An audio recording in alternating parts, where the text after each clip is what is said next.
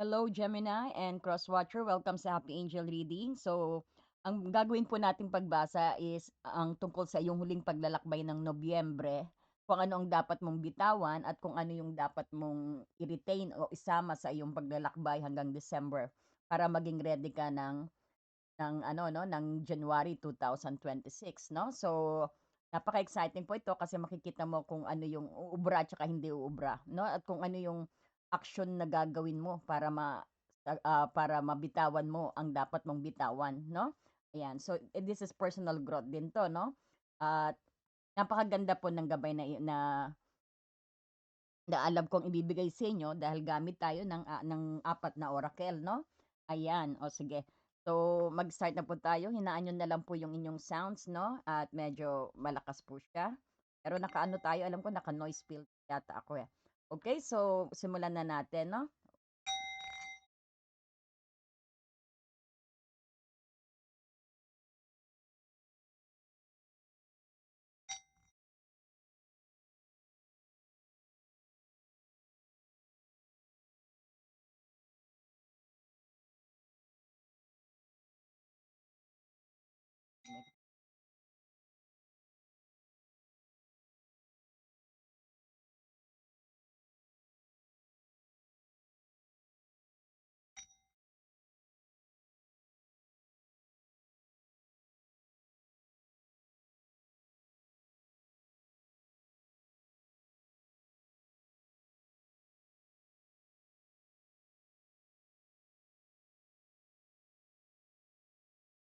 Ayan. Welcome, welcome, Gemini. Ayan. So, sana napanood nyo na yung iba pa nating upload na upload na video, no? So, ngayon kasi sa pagtatapos ng Nobyembre, no, ang focus natin yung pagtatapos ng anumang mental conflict, no? Napaka-importante sa atin 'yan, no? Especially sa iyo, Gemini. So, pag-alis din ng mga indecisions, no? At yung mga pagkamit ng clarity sa komunikasyon. Siyempre, hindi ka papayag, no? Hindi ka pwede rin pumasok na ang Disyembre na may bit-bit ng confusions o unresolved na ano no na conversation. So, ang reading na ito ay tungkol sa pagbibitaw ng duality mo na nakakasira, no? At decisive action para sa honesty rin, no? At ang reward ng tunay na mental peace at freedom, may reward ka rin. Siyempre, may emotional reward ka na, no? Or regalo para bitbitin mo sa Disyembre, no? Ayan. So, gagamitin natin ang 4 card huling kabanata ng spread para sagutin ang mga sumusunod, no? Ano ang kailangan bitawan? Gemini Spirit Guide. Anong kailangan bitawan ni Gemini sa Nobyembre, sa natitirang Nobyembre, Spirit Guide? Ano po ang dapat niyang i-retain? Ano po ang dapat niyang i-retain? Tatagilid ako pa sa Ano po ang dapat niyang i-retain?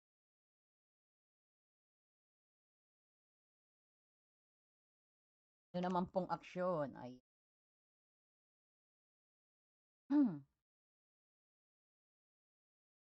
ano po ang regalo na marireceive ni Gemini? Kung regalo marireceive, tatanggap.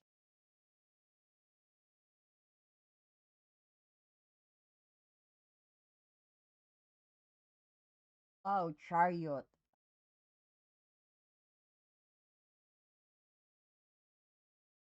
Chariot ka. Oh, the hermit. Tahimik. Laging nagsusundaw, no? Yan daw ang dapat iiwan.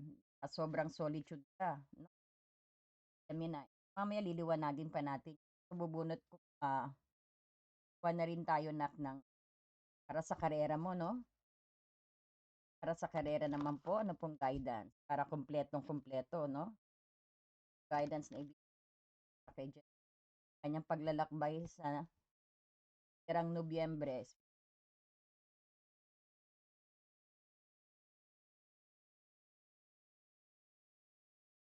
Ay, para kay Gemini. Kapabandans, ano po? Tahe? Tahe?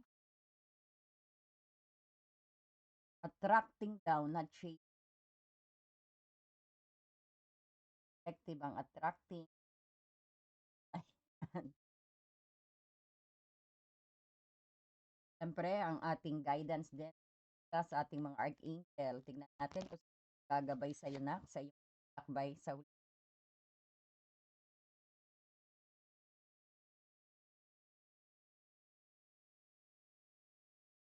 Papasalamat po pala ako no sa mga nag-subscribe at sa aking mga subscriber na patuloy suporta sa Happy Angel Reading. Marami pong salamat sa mga nag-share po at nagdo sa comment.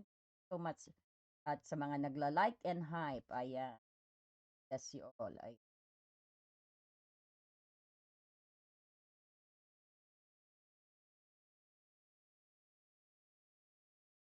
para kay Jen.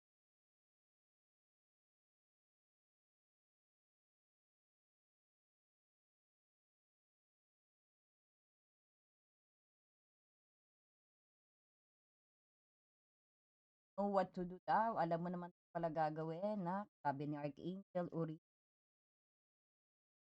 saan ka dapat mag-focus? Ito yung daw ng souls mo. Kung malaman, ipahatid sa iyo ng kung saan ka dapat mag-focus.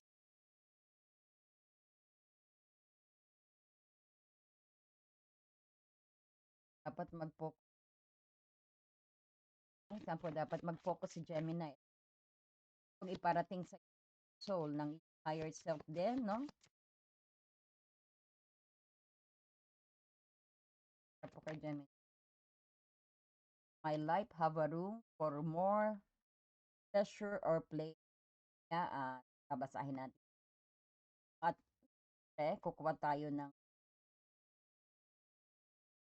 guidance ng Angel Whisper, no? Tignan natin kung ano ang Angel ang tayong ibibigay ito, no? Gemini.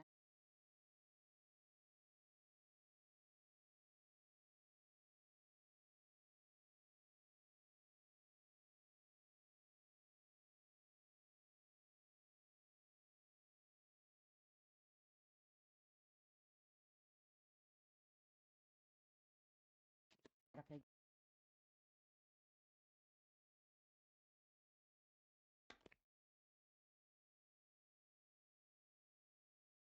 911, courage. Sabi ka, ito na.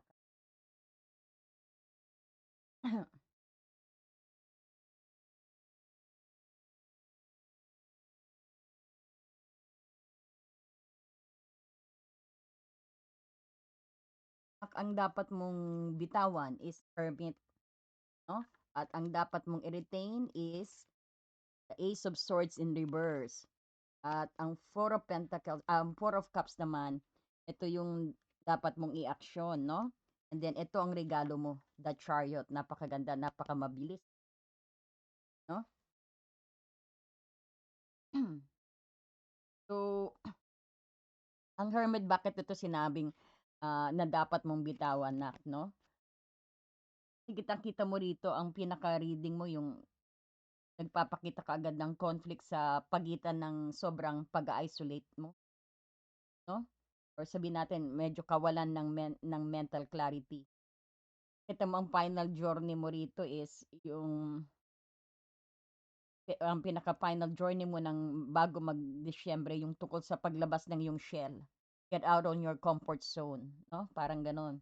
Ito yung paghahanap ng focus at courage sa action din, no? Itong deep insight, itong ang ano ang pinaka-deep insight ng hermit na dito, yung tungkol sa paghahanap ng wisdom sa sarili, no? So kailangan mo nang iwan ito bago matapos ang buwan. Dahil sobrang isolations ka na siguro, hindi ka na lumalabas, no? Sobrang introspections at pagiging lonely, no? Kapag lumabas ito, ibig sabihin bitawan na sa posisyon na nangangahulugan ito na sobra ka ng nag-iisip at nagtatago.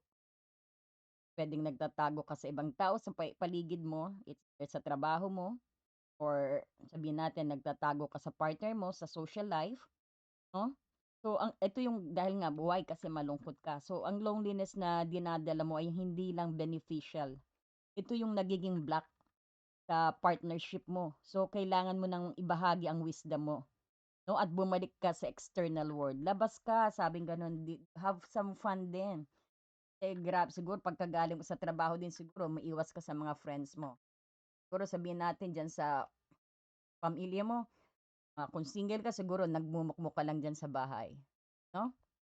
Nakasarado pa pintuan mo, hindi ka umaano, 'pag saka ka lang kakain pupunta sa mesa pagtapos na sila kumain, 'no? O umiiwas ka siguro sa hugasan.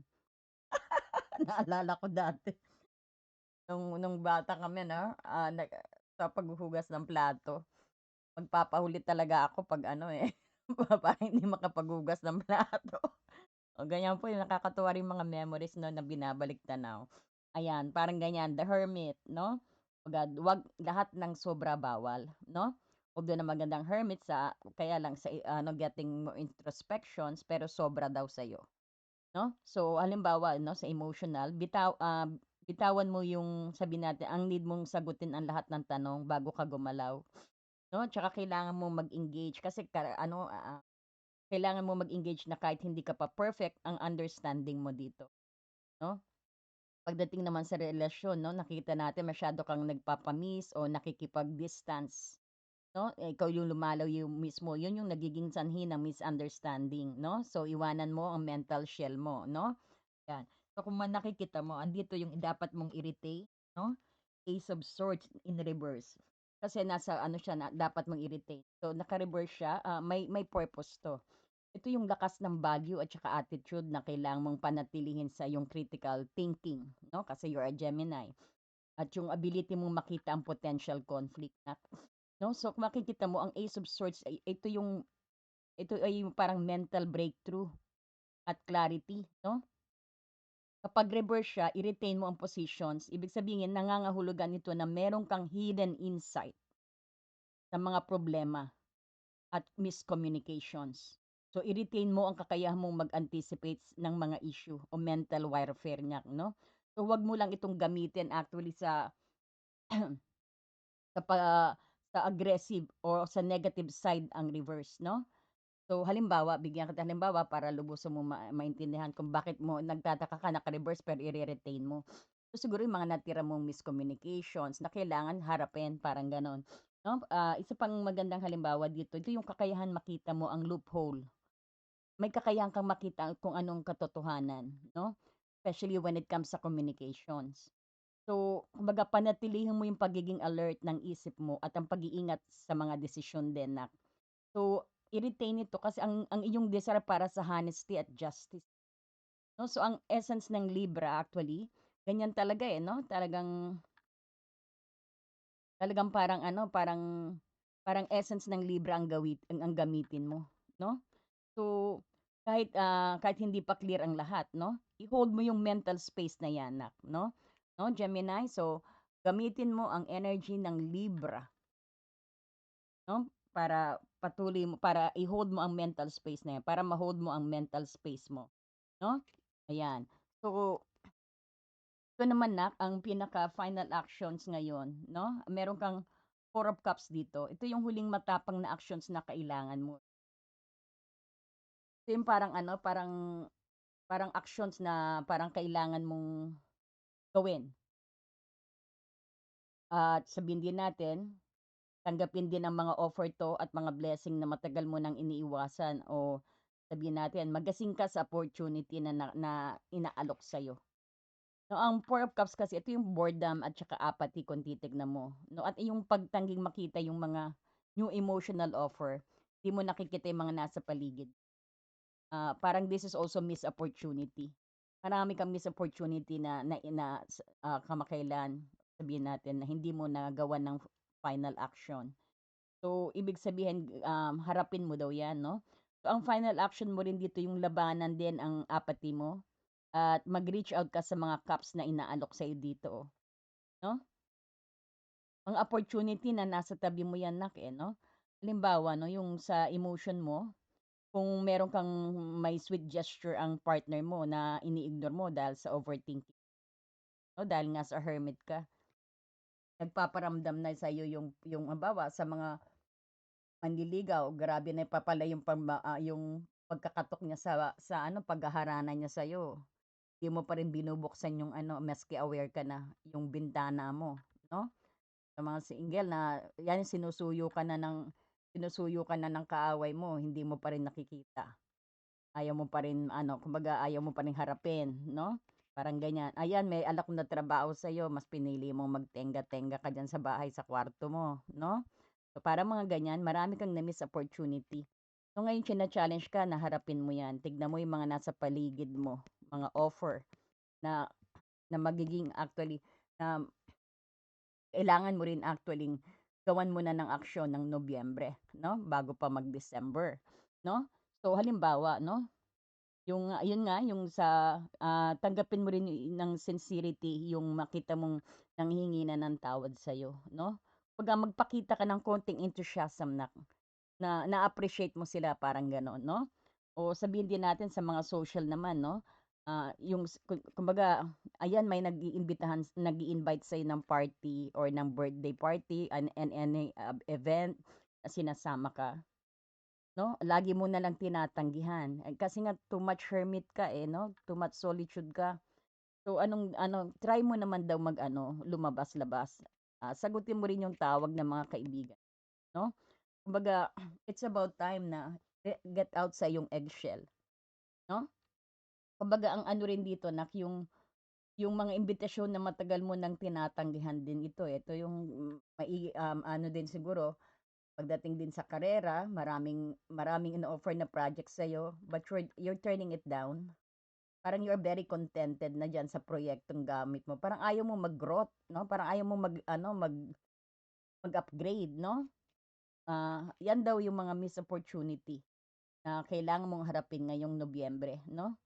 So, yung mga party-party na ini-invite ka, para it's not waste of time actually. Maganda yan kasi, gives you happiness din 'pag go out ka rin, 'no? 'Pagka makakamit ka rin ng new people, 'no? So, ang, ang key din dito is para makaalis ka rin sa stagnations ng hermit nak, eh, 'no? Parang get out on your comfort zone. Ayan, yung i-grab all the opportunity what is coming towards you, 'no? Wag mong isnabin nak, 'no? Ayan, so tignan mo naman ang iyong regalo, 'no? Ang emotional gift ng Disyembre, which is the Chariot. Ang ganda. Baka some of you may darating na Cancer energy, 'no? So, anyway, kapag ginawa mo rin ang aksyon na yon, ang magiging regalo mo sa Pasko o Bagong Taon, ito yung matinding willpower at saka victory, tingnan mo, 'no? At past movement. At saka kumbaga kung dati, iba ang nagmamaniubra ng buhay mo, para ngayon ikaw na hawakan mo na yung sarili mo, nagiging strong ka, 'no? So, ang chart kasi ito yung tagumpay, focus at ito yung drive mo, eh, 'no?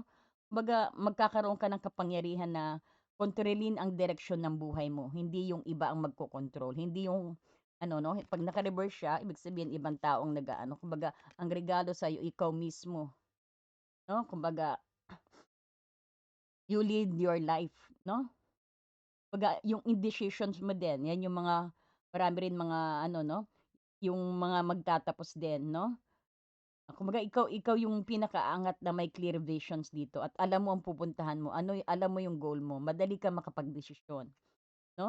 Kumbaga ito yung pinaka sinasabi na paglabas mo sa eggshell, 'no? At yung pagtanggap mo rin ng blessing.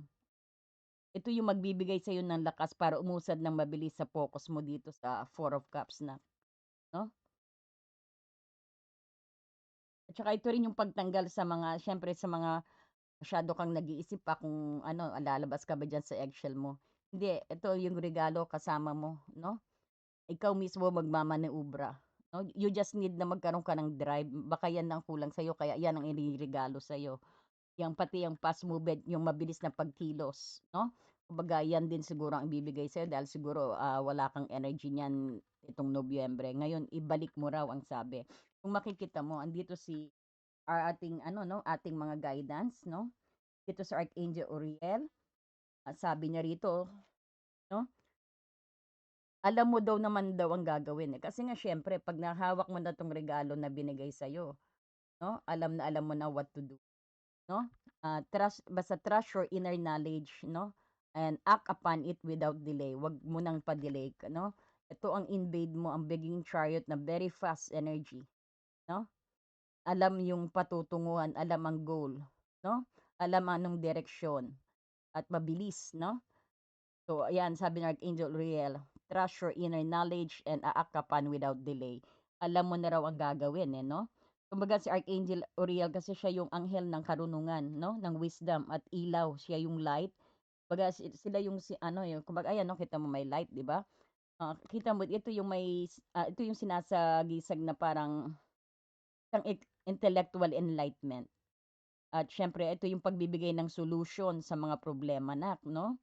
So, ang mensahe niya rito actually is, you know what to do, 'no? Ito yung direktang tumutugon sa Ace of Swords dito na naka-reverse, 'no?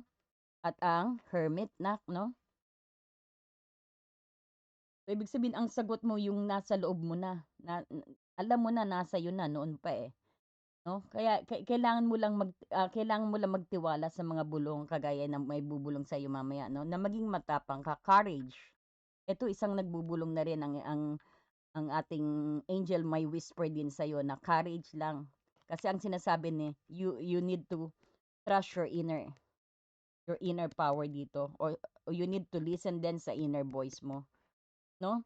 Hindi yung chatter-chatter lang nak, 'no? So ayan, kasi full of experience ka na, eh, marami ka ng weapon, eh, actually, eh, nakapag-introspection ka na ng maraming beses, eh. Kaya nga pinapa-stop ka na, eh, it's about na lumabas ka na, 'no? At harapin mo ang dapat harapin 'no, ito raw ang dapat mong dalhin yung mga na-delay na miscommunications or ano dalhin mo 'yan 'no, kasi may sandata ka, the Chariot. And then you know what to do sabi ni Archangel Uriel 'no, so hindi mo kaya kayang-kaya mong harapin yang mga 'yan 'no. So kung nakikita mo rin dito, si Archangel of Abundance binigyan ka rito ng attracting not chasing na 'no. So 'pag ito binigay sa'yo, kumbaga ito yung sinasabi sa Four of Cups na nandito 'no. Kumbaga ito yung mga missed opportunity na pinapabayaan mo 'no, dahil sa sobrang introspections mo rito, eh, 'no. Kumbaga or sabihin natin apathy mo, nawawalan ka ng saya o joy na sinasabi. Tapos ang final actions mo is ang Four of Cups dito nak, eh, 'no. So ito yung dapat maging playful ka at maging pleasurable ka para maibalik ang energy mo nak, 'no, na being Gemini, 'no. So babasahin natin 'to nak, ang sabi rito, oh, "Anything of anyone you chase after will run another way because of the fears underlying chasing energy, 'no. So instead attract what you need by sending out love, gratitude, and welcome energy." Ibig sabihin ma-attract mo 'yan if you have that love, gratitude, and welcoming energy. Kasi kung nakikita mo the more na pinu-push mo, ikaw yung nagche-chase ka sa kanya, the more na lumalayo, 'no?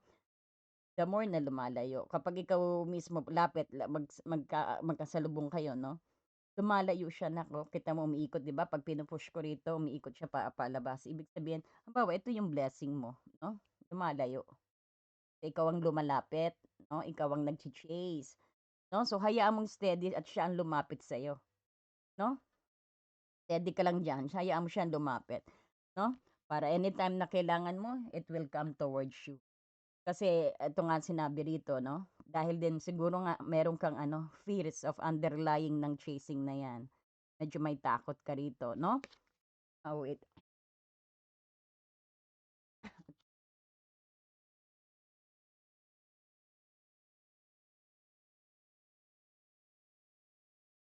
So isa pang ano nito nak 'no, kasi yung perhaps, ano parang when it comes sa money nak 'no, parang you're chasing money or some other object na gustong-gusto mo.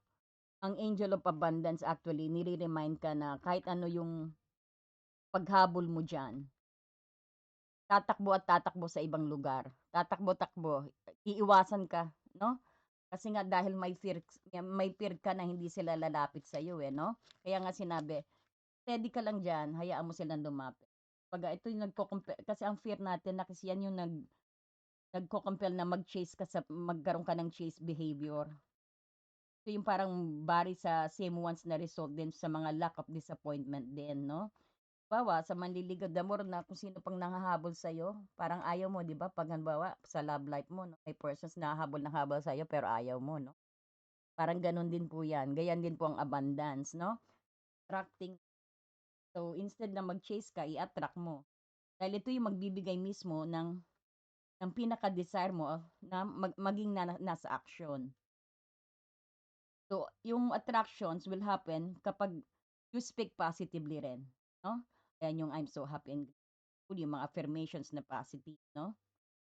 Ito yung kumbaga ito yung hahawak ng very positive thoughts sa'yo at saka yung mag-visualize ka about sa manifestations ng love and it will come into reality. Stay positive. Tsaka everyday magsabi ka lang ng, "I'm so happy and grateful every day." That is enough na affirmation para mapansin ka ng you need that wealth, that you deserve that wealth, 'no? Keep repeating it, 'no? Repetitions, it will work, 'no? So, 'yan yung tinatawag nating affirmation, 'no? So, every day, send some gratitude also na, "I'm so happy and grateful and love and abundance is coming to you now," 'no? So, welcome that into your life, 'no? And always be thankful, 'no, sa anumang mga experience. And always take love-based action step, 'no? Laging may pagmamahal dapat ang bawat kilos, 'no? Para it will bring rapidly sa manifestations mo, 'no? Nakukuha mo na ba? Yan, attracting, remember attracting, not chasing. Paano nyo ma-attract? By doing by having some visualization, repetitions, be kind, ayan, be thankful, be grateful, always have some positive thoughts, no? Ayan, and you will manifest it. Okay? Yung abundance na para talaga sa 'no? Ayan. 'Wag yung bibilisan mo para walang agaran na pera, kumbaga walang mabilisan, 'no? 'Wag mong daanin sa ano, yung hahabulin mo siya, no, lalo siyang lalayo. The more na lumalapit ka, the more na lalayo siya, 'no? So, steady ka lang diyan, hayaan mo siya lumapit sa'yo. Basta ikaw you are very kind, very positive, 'no? Lalapit siya sa'yo, 'no? That's the law of the universe, 'no? Okay. And then dito tayo sa soul truth, 'no? Ito yung sinasabi, "Does my life have a room for more pleasure and play?" So, kumbaga ano dito 'no, ito basahin natin, "In what area are you lacking pleasure right now? Maybe in a certain relationship or with work. Is it possible to shift the seriousness of life, experiencing a more creative, wild, and playful side of you?" Kailangan din mag-play-play din, 'no? Kumbaga ito yung binigay din ito sa'yo dahil connected 'to sa hermit, 'no? Kasi na nagsosolo, 'no? And nasosobrahan, 'no? At saka sa Four of Cups mo rito, 'no? Connected sa hermit at saka sa Four of Cups mo, bakit binigay itong ano sa'yo? Kumbaga dahil sa sobrang ngang introspections mo at apathy. Kumbaga nga nawawalan ka na talaga ng joy. So, ang final actions mo is Four of Cups din dito, 'no? Kumbaga dapat maging playful ka at pleasurable para maibalik ang iyong energy, 'no? Nakukuha mo na? So, may soul's actions ka rito, what would happen if you added more play? 'Pag dagdagan mo ng laro ang buhay at ng tawa, tumawa ka lang everyday kahit at least 2 seconds, 3 seconds, tumawa ka lang. Dahil mag-iiba ang energy mo, tataas ang frequency mo, 'no? Kumbaga tinatanong dito, anong area ng buhay mo na kailangan mong na magbigay ka ng konting laro, 'no? At tanggalin ang konting worry, 'no? Kumbaga, just have fun, ayan 'no, parang yung hermit kasi nga masyado ka nagsosulo, eh, 'no? So, shift mo 'yan, it's possible to shift the seriousness. So, sobrang seryoso rin 'to, nak, eh, 'no? Kumbaga kailangan mong kumbaga nire-remind sa'yo ng soul mo, "Uy, mag-ano ka naman, parang labas ka naman." Parang gano'n, shift your energy. Lagi ka ng nagkukulong 'no, masyado kang seryoso, parang gano'n ang sinasabi sa'yo ng soul mo 'no. Kumbaga gawa ka daw, tumawa ka naman, parang gano'n sinasabi, 'no. Tumawa ka naman, laro ka naman ng konti, lumabas ka naman ng konti, go out with your friends 'no. Have fun a little bit, 'yan ang sinasabi ng soul mo para kasi malungkot ka, eh. Kumbaga nawawalan ka na ng joy 'no, sa buhay mo sa sobrang seryoso. no? Ayan. So, what does my life have room for more pleasure and play? Bigyan mo ng konting ano, yung life mo ng konting spice naman diyan. Pengi daw sabi ng soul mo na, no, Gemini. Ayan. So, ito ang angel whisper sa iyo. Have the courage, huwag kang mahiya. 911, no? Ang binigay na angel whisper sa iyo dito, na. So, ito yung ito yung final confirmations. Kailangan mo ng tapang para umalis sa comfort zone ng hermit mo rito.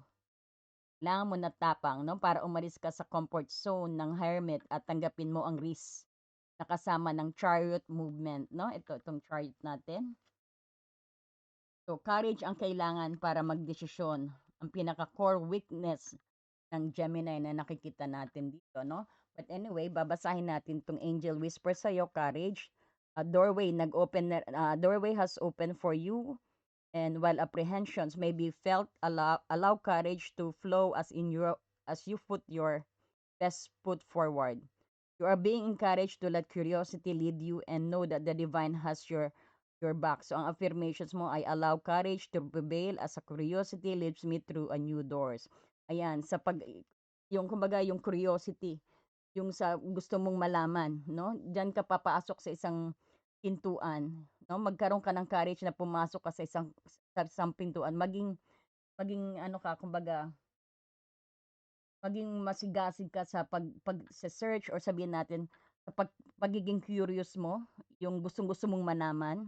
Yan ang magbubukas ng pintuan sa iyo eh. Basta magkaroon ka lang ng tapang.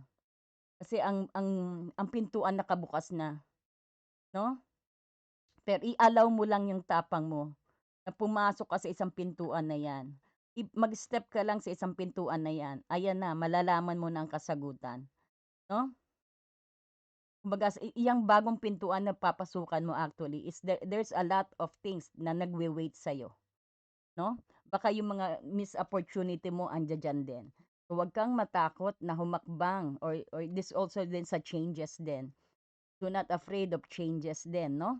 Yan ang sa mga pagbabagong mangyayari.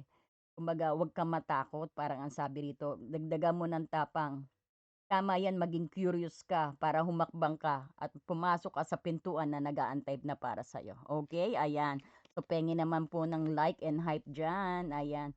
At sana, Gemini, na gusto mong ating reading at maging gabay sa yung huling paglalakbay sa Nobyembre para maging ready ka sa December, no? At dalin mo dahil sa December, naghihintay sa iyo ang isang emotional gift, no? Galing sa ating no? Galing kay God, no? Ayan. So, marami pong salamat sa panonood ninyo at sana po is patuloy niyo pong suportahan ng Happy Angel Reading. Marami pong salamat sa donations. I really appreciate that. At syempre po marami rin pong salamat sa nagla-like, share at patuloy na nanonood kahit hindi ka nag-subscribe. Salamat din, no? Yeah, thank you so much and God bless you.